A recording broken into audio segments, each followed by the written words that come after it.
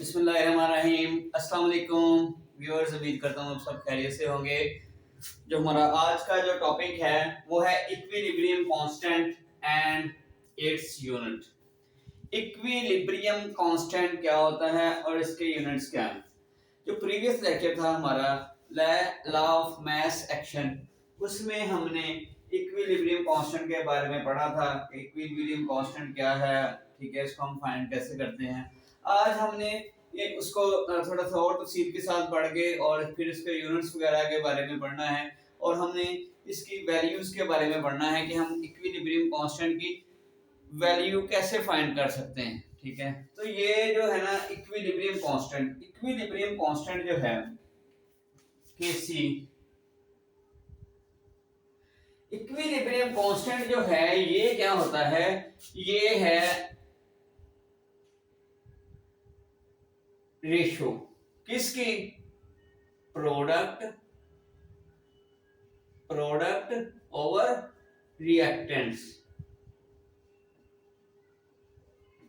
यानी रिएक्टेंट्स जो होते हैं उनका हासिले ज़रब और प्रोडक्ट जो होता है उनका हासिले ज़रब। ठीक है, प्रोडक्ट और रिएक्टेंट्स दोनों के हासिले ज़रब की रेशो को हम क्या कहते हैं, केसी कहते हैं। क्या कहते हैं, केसी।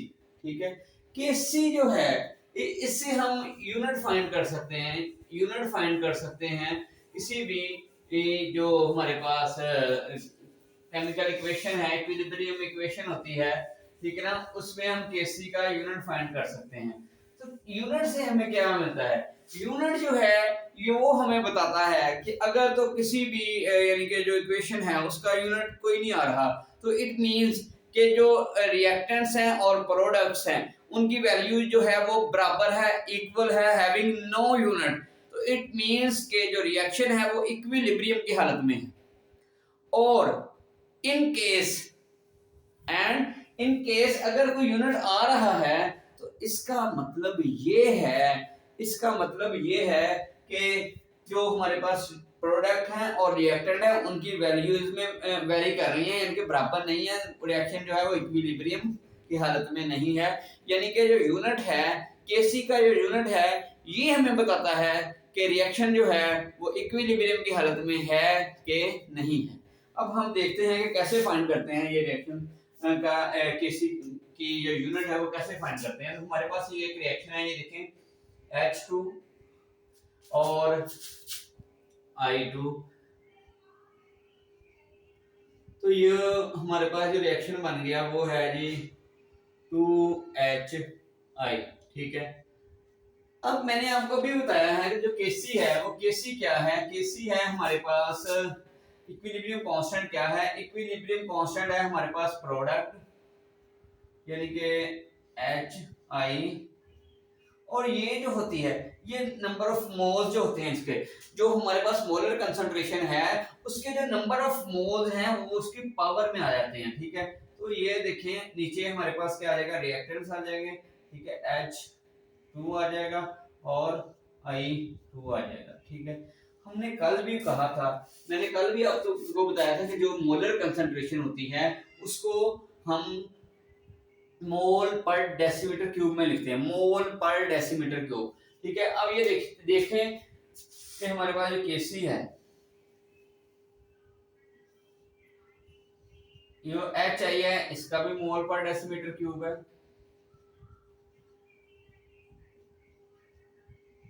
इसी तरह हाइड्रोजन का भी मोल पर डेसीमीटर क्यूब है।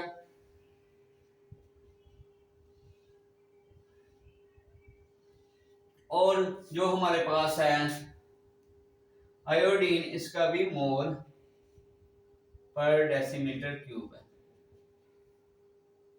ठीक है, तो ये जो स्केल है ये स्केल है हमें पता है। ठीक है, अब ये देखें कि ये 2 दफा है, यानी इसको मैं 2 दफा लिख सकता हूँ। ठीक है, ये 2 दफा है यानी कि स्केल है, तो ये जो स्केल के साथ ये इस तरह ये और ये क्या हो जाएगी, कट जाएंगी और इसकी जो केसी वैल्यू आ जाएगी, केसी यानी कि केसी का जो यूनिट आ जाएगा वो नो यूनिट आ जाएगा। इट मींस इससे ये जाहिर होता है कि रिएक्शन जो है वो इक्विलिब्रियम की हालत में है, यानी कि दोनों की तादाद बराबर है। यानी कि जितने हमारे पास प्रोडक्ट हैं उतने ही रिएक्टेंट्स हैं, दोनों की तादाद बराबर है, तो इसका मतलब है कि रिएक्शन जो है वो इक्विलिब्रियम की हालत में है और केसी का यूनिट कोई नहीं है। फिर मैं आपको बता रहा हूं कि ये जो यूनिट है इक्विलिब्रियम कांस्टेंट का, ये यूनिट है ये हमें बताता है कि रिएक्शन जो है वो इक्विलिब्रियम की हालत में है या नहीं है। वो कैसे बताता है? अगर तो जो केसी का यूनिट हमारे पास आ जाए, केसी का यूनिट हमारे पास आ जाए, तो इट मींस के जो प्रोडक्ट हैं और रिएक्टेंट्स हैं उनकी वैल्यूज आपस में बराबर नहीं है, तो उसका यूनिट आ रहा है हमारे पास, वो रिएक्शन इक्विलिब्रियम की हालत में नहीं है। अगर दोनों की वैल्यूज बराबर होंगी और उसका यूनिट केसी का कोई यूनिट नहीं आएगा, तो हमें ये पता चल जाएगा कि जो रिएक्शन है वो इक्विलिब्रियम की हालत में है। ठीक है, ये आपको समझ आ गई होगी। मैं दूसरी एग्जांपल आपको देता हूं जिसमें इसका यूनिट है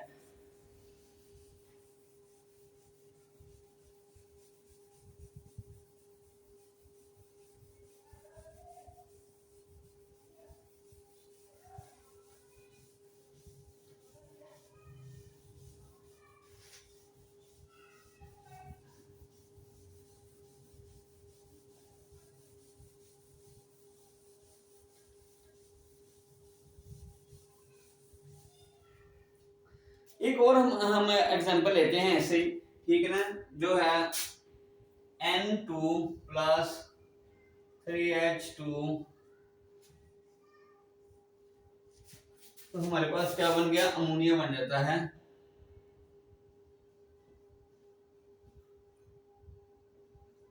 ये आ जाता है हमारे पास अमोनिया। अब हम इसका देखते हैं केसी। तो बेटा केसी मैंने अभी आपको बताया है, वो कहता है प्रोडक्ट का हाशिए ज़रब, ठीक है, और रिएक्टेंट्स का हाशिए ज़रब। प्रोडक्ट क्या है हमारे पास? NH3 ट्वाइस, ठीक है, यानी कि ट्वाइस नहीं, सॉरी, इसका जो स्केयर आ जाएगा, ठीक है। और ये जो है हमारे पास नाइट्रोजन N2 और इसी तरह हमारे पास है H2, इसका जो है वो क्यूब आ जाएगा। तो ये हमारे पास क्या आ गया? हमारे पास आ गया जी केसी। अब केसी का हमने यूनिट फाइंड करना है सबकी। हमने मैंने आपको बताया कि जो इनका मोलर कंसंट्रेशन होती है इसका यूनिट क्या होता है? मोल पर डेसीमीटर क्यूब। वैसे ही हमने लिख लेना है केसी इज इक्वल टू मोल पर डेसीमीटर क्यूब, ठीक है, इसका स्क्वायर, और मोल पर डेसीमीटर क्यूब ये आ गया, ठीक है, एक दफा, और ये आ गया मोल पर डेसीमीटर क्यूब, इसका क्यूब आ गया। अब ये देखें, ये 3 बार है, ये 2 दफा है, ठीक है। इस 3 में से ये 2 को माइनस कर दें तो ये एक बार जाएगा ना नीचे, तो ये हमारे पास क्या आ जाएगा? हमारे पास आ जाएगा यानी कि 1, सॉरी, ये तो खत्म हो गया ना, यानी इसको इससे खत्म कर दें तो ये रह जाएगा नीचे, हमारे पास आ जाएगा 1 ओवर मोल पर डेसीमीटर क्यूब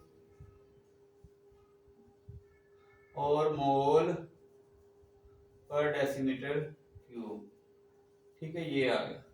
अब दोनों आपस में मल्टीप्लाई होंगे, तो हमारे पास क्या आ जाएगा? हमारे पास आ जाएगा 1 ओवर मोल स्क्वायर पर डेसीमीटर क्यूब की पावर 6 आ जाएगी, ठीक है। तो ये हो गया। अब हमने क्या करना है? हमने अगर इसको ऊपर लेके जाते हैं, डिनोमिनेटर को नोमिनेटर बनाते हैं, ऊपर लेके जाते हैं इसको, तो ये जो इनकी जो अलामात हैं वो क्या हो जाती हैं? चेंज हो जाएंगी, ठीक है। यानी मोल जो है -2 और डेसीमीटर क्यूब जो है वो 6 हो जाएगा, यानी इसका जो यूनिट है, ठीक है। अब ये जो हमारे पास केसी है इसका यूनिट है मोल -2 और dm6, ठीक है। तो ये जो हमारे पास यूनिट आ गया, इट मीन ये जो रिएक्शन है ये इक्विलिब्रियम की हालत में नहीं है, क्योंकि इसमें जो रिएक्टेंट्स और प्रोडक्ट्स हैं इनकी तादाद आपस में बराबर नहीं है, वेरी कर रही है।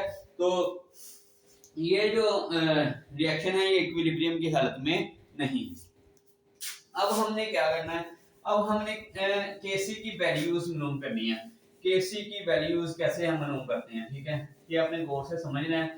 ये बहुत अहम है। इनमें से एक दो लाजमी पेपर में आ जाते हैं। यहाँ तो वो कहते हैं आपको कि केसी का यूनिट फाइंड करें, यहाँ वो आपको कहेंगे कि केसी की वैल्यू फाइंड करें। ठीक है, इसमें हमें जो वैल्यूज हैं, ठीक है, वो दी होती हैं। मसलन कोई रिएक्शन है, उसमें रिएक्टेंट्स और प्रोडक्ट्स की जो वैल्यूज हैं वो हमें दी होती हैं, प्रोवाइड होती हैं, और वो हमें कहता है कि केसी की वैल्यू फाइंड करें। ठीक है, तो हमने वो मालूम कर लेनी है, आसानी से वैल्यूज को पुट करना है और मालूम हो जाएगी। ठीक है, कोई ज्यादा मुश्किल नहीं है, आपने बस गौर से इसको देखना है और इसकी प्रैक्टिस करनी है। ठीक है, ये जो मैथमेटिकली जितनी भी इक्वेशन होती हैं, आप इसको प्रैक्टिस करेंगे तो तब ही ये आपको समझ आएंगी, अदरवाइज ये ऐसे समझ नहीं आती। ठीक है, तो आपने इसको जरूर हल करना।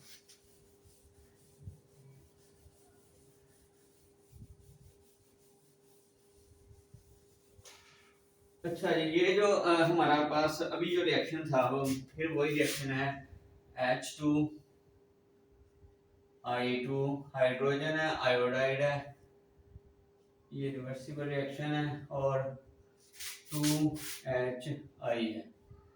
ठीक है, तो ये हमने अभी इसका केसी का पढ़ा था। केसी क्या है? प्रोडक्ट, प्रोडक्ट क्या है? HI, और ये रिएक्टेंट्स क्या हैं? H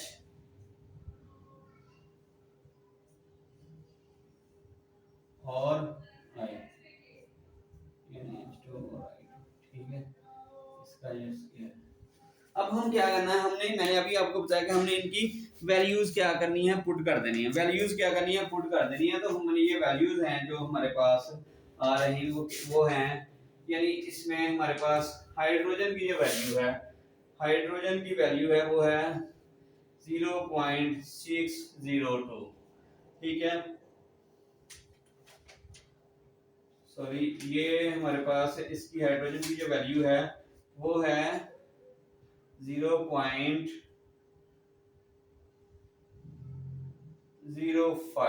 ठीक है, इसमें हमारे पास जो आयोडीन की वैल्यू है वो है हमारे पास 0.06, और HI की जो वैल्यू है वो हमारे पास है 0.49।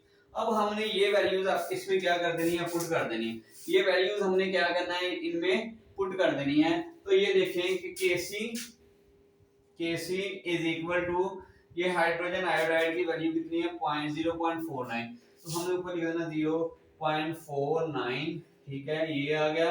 तो ये देखें हाइड्रोजन हमारे पास है और आयोडीन है। ठीक है, हाइड्रोजन हमारे पास कितना है, ये इसकी वैल्यू कितनी है हमारे पास?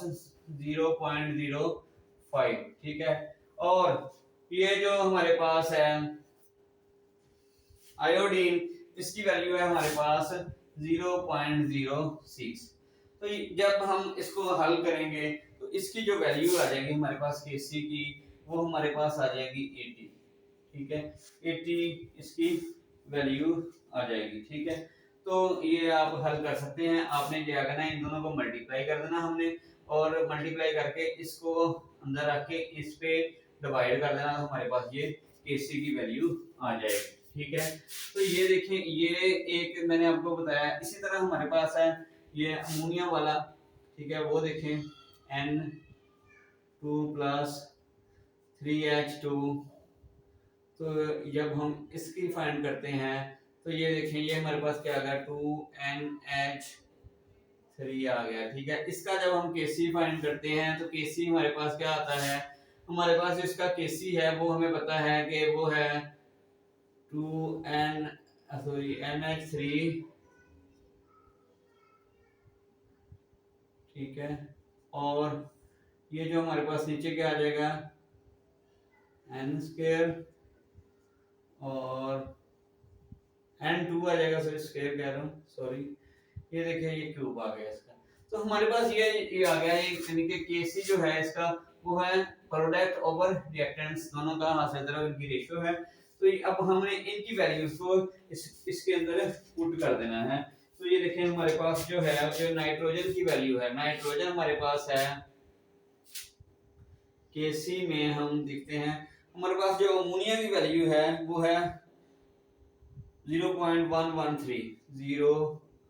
0.113 और हमारे पास जो नाइट्रोजन की वैल्यू है वो है हमारे पास 0.602, ठीक है 0.602 मल्टीप्लाई विद जो हमारे पास हाइड्रोजन की वैल्यू है वो है 0.420, ठीक है।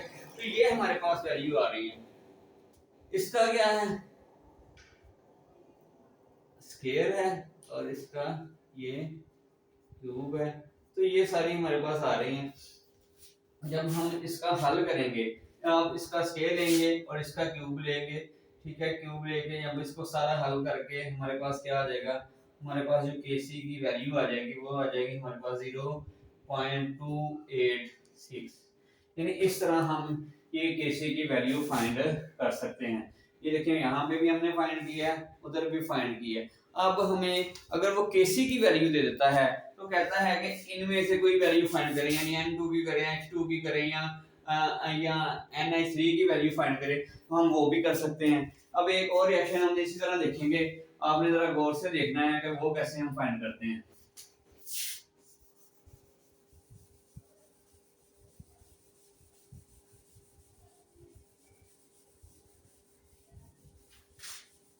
हमारे पास है ये, इसमें PCl3 जब वो क्लोरीन के साथ रिएक्शन करती है Cl2 के साथ तो वो बन जाता है हमारे पास रिएक्शन PCl5। हमने उसका पहले केसी फाइंड करना है, केसी कैसे निकालते हैं वो लिखना है। जब वो हम लिख लेंगे फिर हमने उसके अंदर जो वैल्यूज हमें दी गई हैं वो लिख लेनी है, जो नहीं दी गई वो हम उससे फाइंड कर लेंगे, ये मुश्किल नहीं है, ठीक है। अपने पास ना गौर से देखना है हमारे पास, यानी कि एक वैल्यू नहीं होगी वो हमने फाइंड करनी है, तो वो हम कर सकते हैं। कोई ऐसे अलजेब्रे का ये सवाल नहीं है।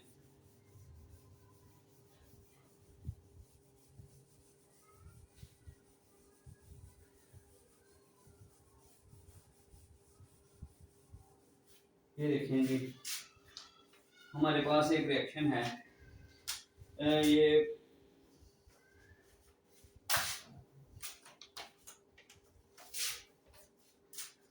PCl3 प्लस Cl2, ये क्या बन गया हमारे पास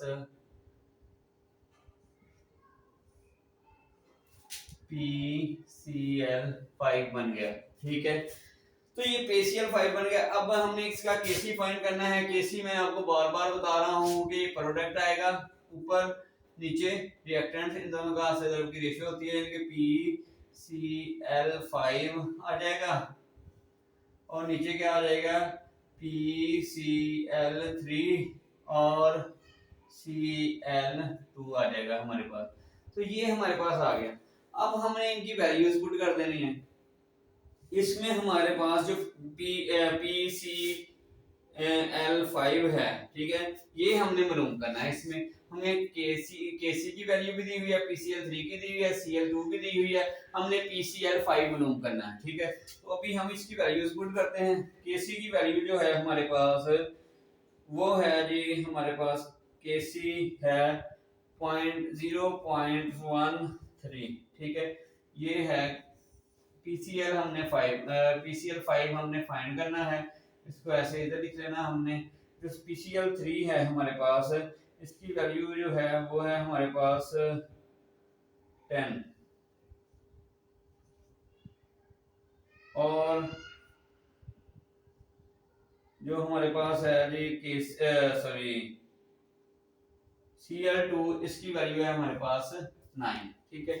तो ये क्या होगा, कोई मुश्किल नहीं है, ये दोनों तकसीम हो रहे हैं, इधर इधर जाके ये दोनों क्या हो जाएंगे, ज़रब हो जाएंगे, यानी कि हमारे पास क्या आ जाएगा 0.13 मल्टीप्लाई बाय 10, ठीक है, मल्टीप्लाई बाय 9, ठीक है, और ये बराबर किसके आ जाएगा PCl5 से आ जाएगा। जब हम इसका हल करेंगे तो हमारे पास जो जवाब आ जाएगा वो आ जाएगा हमारे पास 11.7 जवाब आ जाएगा, ठीक है। उम्मीद करता हूँ आपको इसकी समझ आगे होगी कि इक्विलिब्रियम कांस्टेंट क्या होता है, इसका हम यूनिट कैसे फाइंड कर सकते हैं और इक्विलिब्रियम कांस्टेंट की वैल्यूज को हम कैसे मालूम कर सकते हैं। ठीक है। तो आपने जो मेरा YouTube चैनल है केमिस्ट्री विद अबू बकर, इसको आपने सब्सक्राइब करना है। जितनी भी वीडियोस हैं इसको आपने कंप्लीट देखना है, लाइक करना है, शेयर करना है। इंशाल्लाह नेक्स्ट वीडियो में आपके साथ हाजिर होऊंगा। अस्सलाम वालेकुम, अल्लाह हाफिज।